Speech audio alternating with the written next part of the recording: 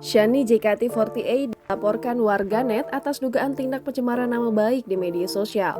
Shani Indira Natio atau yang akrab disapa Shani JKT48 melaporkan sebuah akun Twitter atas dugaan tindak pencemaran nama baik ke Polda Metro Jaya. Laporan tersebut juga dilakukan Shani bersama tim dari JKT48 pada Selasa 16 November 2021 kemarin. Keputusan Shani dan tim JKT48 membuat laporan karena tidak ada itikat baik dari pemilik akun Kazeo77 yang diduga sudah melakukan pencemaran nama baik.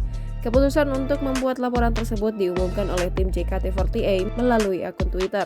Dalam laporan yang diajukan Shani bersama manajemen JKT48, nama terlapor masih dalam lidik. Pemilik akun Twitter Kazeo77 diduga melakukan pencemaran nama baik. Dalam cuitannya di Twitter, akun ini menyebut Shani dan dua member lainnya yakni Gracia dan Feni menyogok manajemen agar nama mereka terus dipromosikan.